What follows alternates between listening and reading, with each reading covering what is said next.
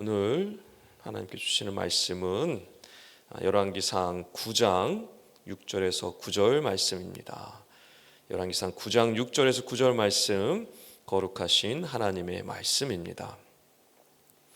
만일 너희나 너희의 자손이 아주 돌아서서 나를 따르지 아니하며 내가 너희 앞에 둔 나의 계명과 법도를 지키지 아니하고 가서 다른 신을 섬겨 그것을 경배하면 내가 이스라엘을 내가 그들에게 준 땅에서 끊어버릴 것이요 내 이름을 위하여 내가 거룩하게 구별한 이 성전이라도 내 앞에서 던져버리리니 이스라엘 모든 민족 가운데서 속담거리와 이야기거리가 될 것이며 이 성전이 높을지라도 지나가는 자마다 놀라며 비웃어 이르되 여호와께서 무슨 까닭으로 이 땅과 이 성전에 이같이 행하셨는고 하면 대답하기를 그들이 그들의 조상들을 애굽 땅에서 인도하여 내신 그들의 하나님 여호와를 버리고 다른 신을 따라가서 그를 경배하며 섬김으로 여호와께서 이 모든 재앙을 그들에게 내리심이라 하리라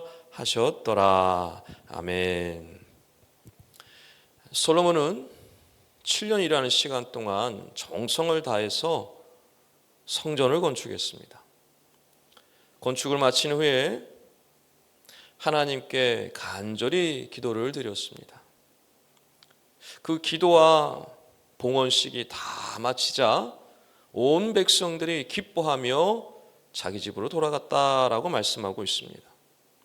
그런 후에 하나님께서 전에 기브온에서 나타나셨던 것과 같이 이 솔로몬에게 꿈에 다시 나타나십니다.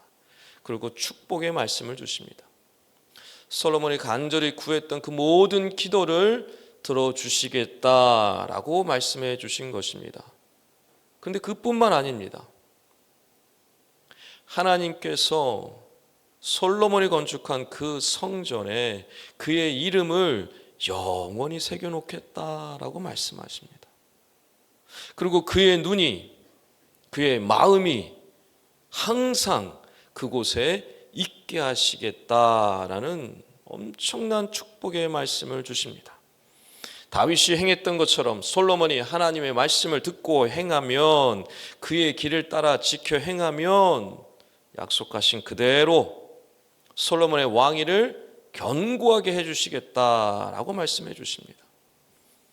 그런데 그게 끝이 아니었습니다. 그 축복의 말씀이 끝이 아니었습니다. 그 축복의 말씀 다음에 주신 말씀은 그 축복의 말씀과 완전히 반대되는 정반대의 말씀이었습니다. 만약 너희와 너희 자손이 마음을 돌이키면, 즉 하나님을 따르지 아니하며 그의 계명을 지켜 행하지 아니하며 다른 신들을 섬기면 그들을 그 땅에서 끊어버리시겠다라고 말씀하십니다. 아울러 아무리 하나님의 이름이 새겨진 거룩한 성전이라 할지라도 던져버리시겠다라고 말씀하십니다. 한마디로 하나님의 말씀에 순종하고 지켜 행하면 하나님의 신령한 복을 주시겠지만 그 말씀에 따라 순종하지 아니하면 지금까지 그 모든 것과는 완전한 반대의 모습으로 저주하시겠다라고 말씀해 주신 것입니다. 사실 이스라엘 백성들에게 이 성전을 건축했다는 것은 오랜 시간 염원이었던 것이고 오랫동안 기다려왔던 굉장히 중요한 사업이었습니다. 실제로 건축에 마치자 하나님께서 그의 임재를 상징하는 그 구름을 성전 가득히 부어주셔서 솔로몬과 온 이스라엘 백성들은 그 하나님의 임재 앞에 엎드렸습니다. 하나님이 우리와 함께 하시는구나. 성전만 있으면 우리는 두려울 것이 없겠구나라고 확신을 했습니다. 어쩌면 솔로몬도 그렇고 이스라엘 백성들도 그렇고 이제 건축했으니, 이 성전을 건축했으니 우리의 할 일은 다 끝났다, 이제 축복만 우리에게 남았다라고 생각했을 수도 있습니다. 그러나 하나님은 그렇게 생각하지 않으셨어요.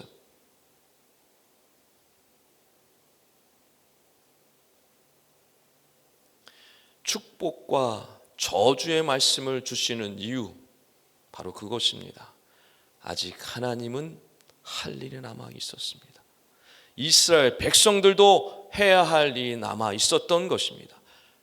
그래서 하나님께서 축복의 말씀뿐만 아니라 저주의 말씀을 주신 것이고, 이렇게 강한 어조로 말씀해 주셨던 것입니다. 그 이유는 바로 이스라엘에게는 사명이 있었기 때문입니다. 이스라엘 백성들을 시내산에서 처음 부르셔서 약속하셨던 그 사명입니다. 제사장 나라, 온 세상의 제사장 나라로 사용하시기 위해 그들을 부르셨다라고 말씀하셨고 약속하셨습니다. 나는 너희의 하나님이 되고 너희는 나의 백성이 돼서 온 세상의 제사장 나라가 되어야 한다라고 말씀하셨습니다. 그 사명을 감당하기 위해서, 하나님의 뜻을 세상에 펼치게 하기 위해서, 하나님의 이름을 세상에 높여드리기 위해서 이스라엘 백성들에게 그 사명을 주시고 그들을 불러주셨던 것입니다. 그 사명을 감당하게 하시기 위해서 그들에게 축복의 말씀도 주시는 것이고 저주의 말씀도 주시는 것입니다. 사명자는 구별되어야 하기 때문에 해야 할 말씀도 지켜야 하고 하지 말아야 할 말씀도 지키는 것이 바로 구별됨이기 때문에 그렇습니다. 이것은 지금도 믿는 자들에게 주시는 말씀입니다.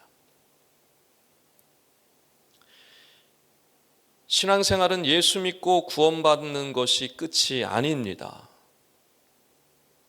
예수 믿고 잘 먹고 잘 사는 것이 결코 끝이 아닙니다.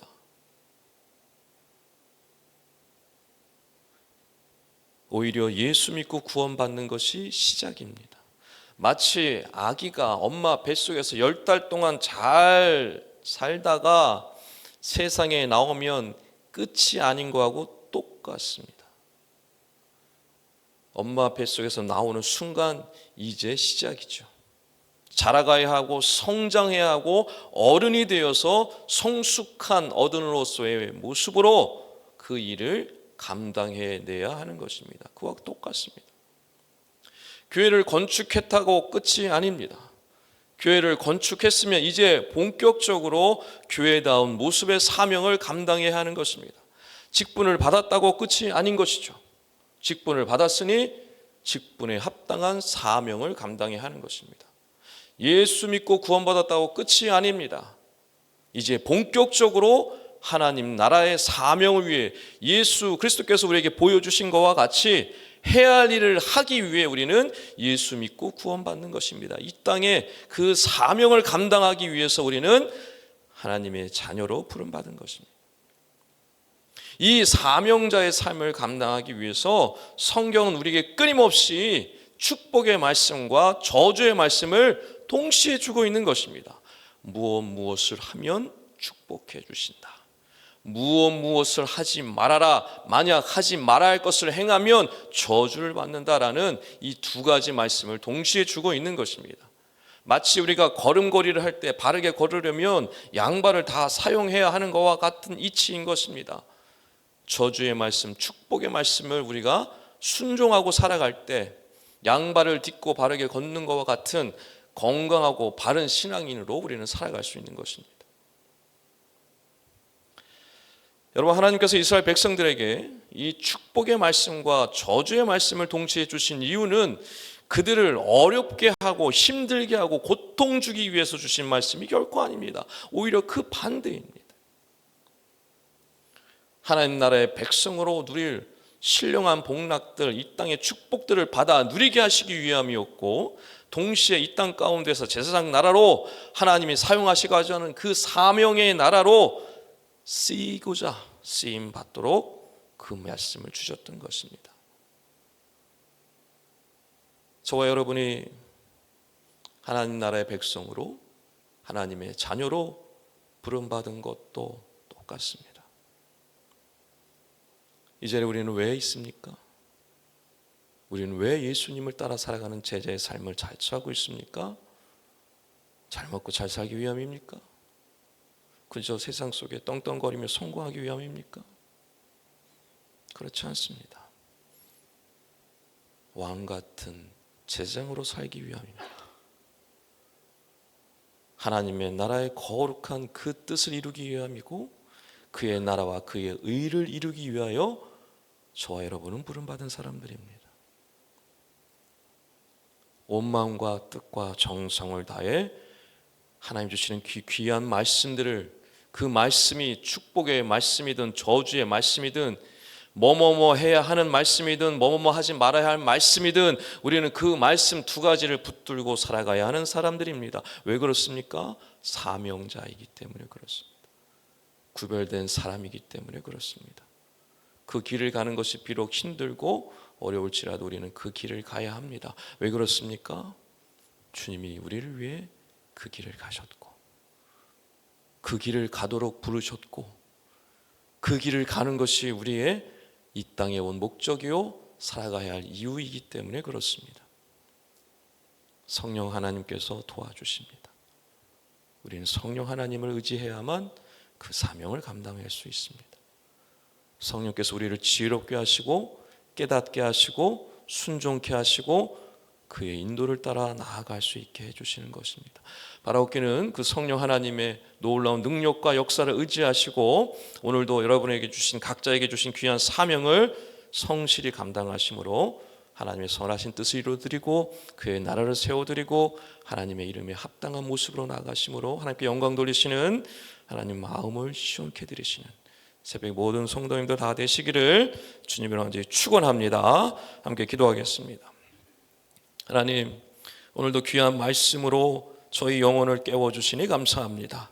주님의 모든 말씀은 우리를 살리는 말씀이요 죽이는 말씀이 아닌 줄 믿습니다. 저주의 말씀이 아니라 축복의 말씀인 줄 믿사오니 하늘의 신령한 복으로 충만케 하여 주시옵소서. 특별히 바라옵는 것은 저에게 듣는 마음과 넓은 마음을 주셔서 말씀을 잘 깨닫게 하시고 말씀을 지켜 행하며 순종할 수 있도록 인도하여 주시옵소서. 그리하여 하나님의 나라를 세워가며 그의 뜻을 세워가며 어두운 세상 가운데 빛의 사명을 감당하는 저희 모두가 되게 하여 주시옵소서. 우리 주 예수 그리스도 이름으로 간절히 기도하옵나이다. 아멘.